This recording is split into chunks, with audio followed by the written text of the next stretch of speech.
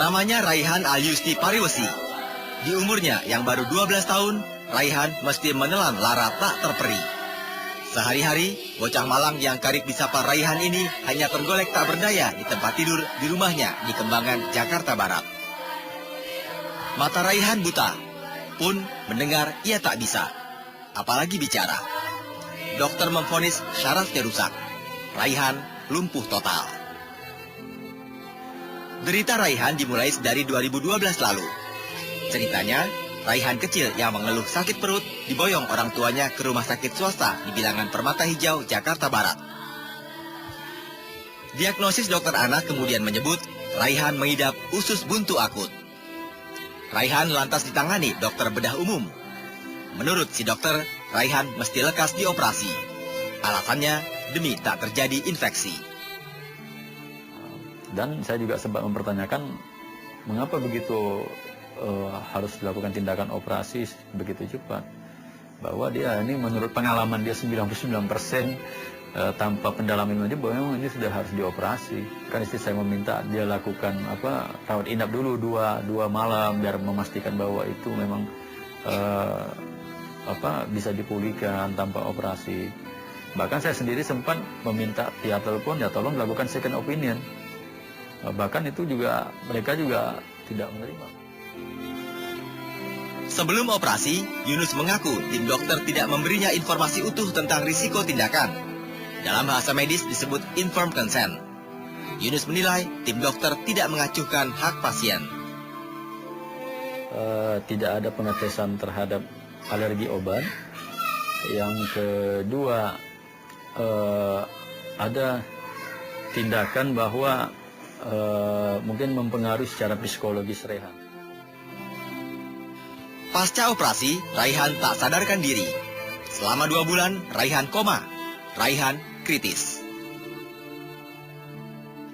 Sampai sekarang, Yunus tak tahu macam kegagalan apa yang terjadi di ruang operasi. Hanya saja, Yunus merasa ada yang janggal. Setahu Yunus, penyakit usus buntu dinyatakan akut jika uji laboratorium terhadap potongan usus buntu mencapai angka di atas 10. Sementara, waktu itu angkanya hanya 2,5. Setelah dilakukan operasi dan ada pengangkatan ususnya oleh dokter, sempat diperlihatkan ke saya maupun ke istri dan keluarga lainnya. Memang secara fisik kami lihat bahwa potongan ususnya masih bersih, Pak. Ya, masih utuh. Menyadari kondisi Raihan tak kunjung membaik, Yunus mencecar tim dokter yang menangani Raihan. Namun, dokter dan rumah sakit terkesan menutupi. Para petugas medis pelit informasi dan tidak transparan. Orang tua Raihan tak tinggal diam. Sembari memindahkan Raihan ke rumah sakit lain, Yunus menuntut tanggung jawab dokter dan rumah sakit tempat Raihan dioperasi. Ya, awalnya sih kita memang ada upaya mediasi ya, bahwa kita maunya pengobatan dan secara intensif, mencari upaya-upaya rumah sakit yang terbaik yang mereka nggak bisa penuhi. Lantaran menilai tiada itikat baik dari dokter maupun rumah sakit, pada Desember 2012, Yunus mengadu ke Lembaga Pengawas Profesi Dokter atas dugaan terjadinya malapraktik. Yunus melapor ke Majelis Kehormatan Etik Kedokteran MKEK. Yunus kecewa. 2 kali bersurat hanya dianggap angin. Majelis Kehormatan Etik Kedokteran tak menanggapi. Ada apa dengan lembaga itu? Kalau mau berbicara adil ya, adil tolong dinilai terhadap tindakan dokternya secara etika. Kita tunggu. Nah, saya langsung tindak. Ini bukan mau berbangga-bangga. Tanya, kita tanya kenapa? Oh, ternyata nyangkutnya perkara masalah birokrasi di dalam kita sendiri. Kita juga akui kelemahan itu. Harusnya itu adalah domainnya cabang yang mana itu mereka mungkin ada hambatan karena ya ini gagap barangkali menghadapi hal-hal yang seperti ini. Tak puas hanya ke Majelis Kehormatan Etik Kedokteran, Yunus didampingi kuasa hukumnya Risma Situmorang menyeret sang dokter ke Majelis Kehormatan Disiplin Kedokteran Indonesia (MKDKI). Yunus juga memperkarakan secara pidana dan perdata. Kali ini, pengaduan berbuah keputusan dari Majelis Kehormatan Disiplin. Pada tanggal 5 Februari, Mbak, puji Tuhan sudah diputuskan dan sang dokter dihukum diberikan sanksi 1 tahun tidak boleh praktek. Nah, ini pidananya sudah ditangani oleh Kanit Renakta 5 di Polda Metro Jaya. Memang pada waktu kami terakhir ketemu penyidik Kanitnya, mereka membutuhkan putusan MKDKI-nya. Yang seperti putusan MKDKI ini kan, karena penyidik itu mau ada alat bukti bahwa secara medis sudah dinyatakan bersalah. Sampai sekarang Mbak, masih ada pengobatan-pengobatan dan ini tidak dijamin loh, Mbak. Tidak ada dokter yang bertanggung jawab, rumah sakit itu berjawab. Karena kita tanya dokter sampai kapan juga nggak bisa memberikan jawaban yang pasti ya. Apakah Raihan selamanya begini dan permanen? Ya siapa sih yang sanggup menerima kenyataan itu? Lain Raihan, lain lagi kisah Martini Nazif, warga Kalibata, Jakarta Selatan. Tahun 2011 lalu, Martini juga jadi korban malapraktik oleh dokter kandungan di sebuah rumah sakit swasta di Bilangan Kuningan, Jakarta Selatan. Si dokter menyarankan Martini untuk melahirkan di air, metode waterbirth. Dia waktu udah minggu ke-38 saya ingetin lagi, saya mau disesar. Bagus suatu saat itu dia nyaranin saya waterbirth. Dia bilang bisa menghilangkan rasa sakit seperti itu. Saat di kolam, Martini kaget bukan kepalang. Ini lantaran metode waterbirth tak sesuai perkiraannya. Martini juga merasa sang dokter tak acuh. Pula, fasilitas rumah sakit minim. Dokternya itu suruh saya ngeden langsung. Saya bilang, waktu itu kan dia mau ngajarin saya ngeden. Ini dia langsung suruh saya ngeden gitu aja. Saya bilang, ajarin dong dokter. Dia kayaknya santai gitu sambil saya lagi ngangkang gitu. Lebih lama di luar lebih sering ninggalin kita daripada nemenin kita. Mestinya kan kita pasien dia tuh ada di samping kita sampai anak kita lahir kan. Mesti begini. Enggak, saya ditinggal terus dia BBM. Kemalangan Martini sampai pada puncaknya. Bayinya terbang nyawa saat dilahirkan. Waktu keluar kan lega langsung rasanya, sakitnya hilang kan. Terus tiba-tiba anak saya ditaruh di sini. Anak saya ditaruh di sini kan. Terus tiba-tiba diambil sama dia. Nangis. Katanya anak saya itu paru-parunya nggak berkembang banget. Waktu mendengar meninggal gitu seperti kayak mau kiamat gitu. Istilahnya saya hamil, saya udah lahirin, anaknya kelihatan, tapi kok meninggal seperti ibaratnya udah dikasih diambil lagi seperti itu. Mengejar keadilan, Martini lapor ke Majelis Kehormatan Disiplin Kedokteran Indonesia. Pada Juli 2013 lalu, si dokter diganjar sanksi. Dikasih sanksi 1 tahun. Karena dokter itu yang menyebabkan anak saya meninggal karena saya itu diinduksi mestinya 3 kali, dia ngasih 8 kali. Waktu itu putus pencabutan izin praktek sementara 4 bulan.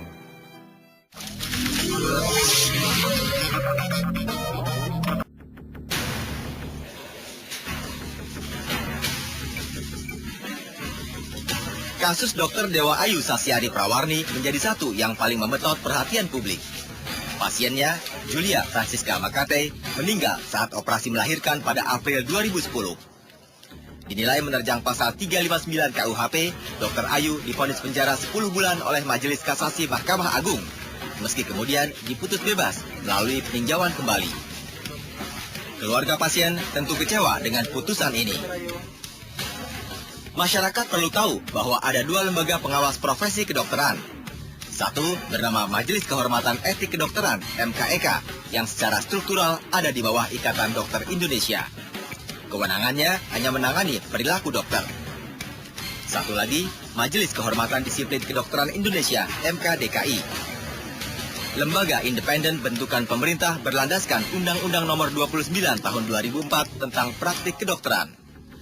peradilan MKDKI adalah peradilan disiplin yang menentukan adakah si dokter salah atau tidak saat berpraktik. MKDKI punya kuasa memutuskan sanksi administratif, mulai dari teguran tertulis, perintah menempuh pendidikan ulang bagi si dokter, pencabutan sementara izin praktik, hingga pencabutan tetap. Kami hanya mengatakan karena disiplin, apakah seorang dokter dalam hal dia melakukan praktek kedokterannya telah sesuai dengan standar nggak yang berlaku. SOP-nya, standar mediknya. Kalau itu sudah dia lakukan dengan benar dan terjadi resiko, katakanlah pasiennya meninggal, pasiennya cedera, dokternya tidak mendapat sanksi apapun. MKDKI mencatat semenjak 2006 hingga Februari 2014 ada 254 kasus malapraktik. Pengaduan terbanyak di tahun 2013 dengan 64 kasus. Padahal rata-rata pengaduan per tahun hanya sekira 25 kasus. Jadi pelanggaran yang paling sering dilakukan adalah tidak komunikatif. Tuh. Kedua, tidak kompeten. Ketiga, tidak merujuk pasien. Kasus malapraktik pasti merugikan pasien. Sudah selayaknya sang dokter yang terbukti melakukan malapraktik dijatuhi sanksi oleh MKDKI. Seorang dokter yang diputus melakukan malapraktik oleh MKDKI kami wawancarai. Waktu itu peradilan memutuskan suatu kekurangan dalam melakukan inform consent. Inform consent itu adalah suatu tugas seorang dokter terhadap pasiennya yang harus dijelaskan secara langsung tentang penyakitnya, tindakan-tindakan yang mungkin akan dilakukan, serta komplikasi-komplikasi yang mungkin muncul terhadap si pasien. Waktu itu putus pencabutan izin praktek sementara 4 bulan. Pasti tekanan psikologis pasti banyak. Contohnya ya mengurangi jam praktek, hampir 80% dikurangi jam praktek. Bagi dokter, sanksi dari MKDKI dirasa sudah cukup berat. Karena meskipun administrasi dalam artian pencabutan SDM, tapi itu menyangkut periuk nasi si dokter. Bayangkan kalau Anda sebagai seorang pekerja, tahu-tahu Anda diberhentikan dalam sekian waktu, tanpa imbalan sedikit pun yang biasanya Anda terima, itu menurut saya sanksi yang cukup berat. MKDKI dan ID menegaskan bakal menomorsatukan objektivitas, menjauhkan semangat korps kedokteran yang melindungi kolega. Saya jamin tidak bisa terjadi itu. Pertama, kami semua NPD disumpah, ya, semua saksi disumpah, semua dokter disumpah, semua ahli disumpah. Nah, kalau di situ dia melanggar sumpahnya, si dokternya atau ahlinya, kita nggak bisa apa-apa. Tapi kami ini berlima, kami bisa kontrol satu sama lain. Sama sekali tidak benar bahwa dokter itu baik melalui organisasinya maupun melalui individu memberikan kesaksian misalnya ya, itu ingin sembarangan gitu membela koleganya. Itu enggak, itu stigma itu tolong dihilangkan. Faktanya, jumlah kasus malapraktik yang sampai ke meja hijau bisa dihitung jari. Selama ini, ranah pidana nyaris tak bisa menjangkau dokter pelaku malapraktik. Ditambah Undang-Undang Praktik Kedokteran Pasal 66 Ayat 3 sedang diuji materi di Mahkamah Konstitusi. Pasal itu membuka kesempatan bagi pasien untuk melaporkan dokter ke polisi atas dugaan tindak pidana. Pengajunya Dokter Indonesia Bersatu. Alasannya, pasal itu membahayakan profesi dokter. Nah, ini yang ditakutin oleh dokter-dokter Indonesia. Bahkan, ini juga yang takutin. Keputusan MKDK itu bisa dipakai sebagai bukti nanti sama pasien. Dia pengen mengadu, dia bilang, lihat nih, dokternya ada di MKDK dinyatakan bersalah. Itu yang juga jadi masalah buat kita. Kalau menurut saya, tidak akan meniadakan.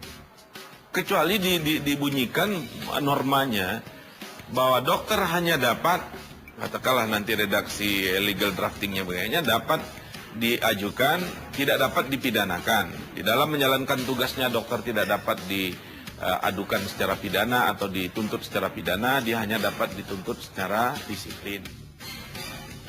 Mana janjinya? Saya ini kan wakil konsumen.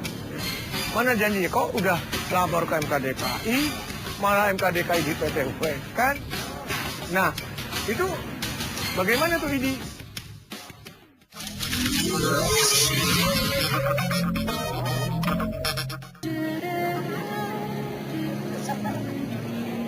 Ketidakpastian hukum yang mengatur praktik kedokteran di Indonesia rupanya terus bergulir. Belum lagi beres soal judicial review atau uji materi Undang-Undang Praktik Kedokteran, kini meruyak polemik baru. Para dokter yang tak terima putusan MKDKI, padahal nyata-nyata sudah diputus bersalah, menggugat kembali sanksi MKDKI ke Pengadilan Tata Usaha Negara. Yang membuat saya juga sedikit agak kendor Mbak ini mau melakukan pembelaan terhadap korban-korban malapraktek. Karena menurut saya ketika sudah diputuskan bersalah secara medis, harusnya kan sang dokter itu merasa ada feeling, ya kan, ada perasaan bersalah, mendatangi pasien dan melakukan perbaikan-perbaikan, updated lagi ilmunya. Tapi ini nggak, malah melakukan suatu perlawanan ke MKDKI dan Konsul Kedokteran. Sehingga ini sekarang perkara ini Mbak sudah diputus oleh Pengadilan Tata Usaha Negara dan sekarang tingkat banding. Mana janjinya? Kok udah lapor ke MKDKI, malah MKDKI di PT UN, kan? Nah, itu bagaimana tuh ID? ID yang harusnya. Kan mereka dokter itu kan anggota ID, kalau nggak punya STR segala macam. Tapi itu tidak berkeadilan. Ini tidak menghendaki yang seperti itu. Itu undang-undang mengatakan, tambah lagi, bahwa di dalam undang-undang dinyatakan keputusan MKDKI itu adalah final. Dibunyikan kayak begitu. Ya itulah fakta di kita. Inilah Indonesia kan. Agar dokter-dokter yang salah tadi jangan dulu. Dia introspeksi diri supaya dia lebih hati lagi. Tapi kalau itu dibatalkan, dicabut oleh PT UN, akhirnya dokternya bisa berpraktek lagi kan. Inilah Indonesia. Para pihak terkait masih saja berkutat di sengkarut ketidakpastian hukum terhadap dokter pelaku malapraktik. Sementara jatuhnya korban-korban malapraktik terus jadi warta media. Mestinya otoritas kesehatan negeri ini tegas berkeputusan. Atas nama keadilan dan kepastian hukum, keputusan Majelis Kehormatan Disiplin Kedokteran Indonesia terhadap dokter yang diadukan melakukan malapraktik adalah final. Acuannya benderang, Undang-Undang Praktik Kedokteran.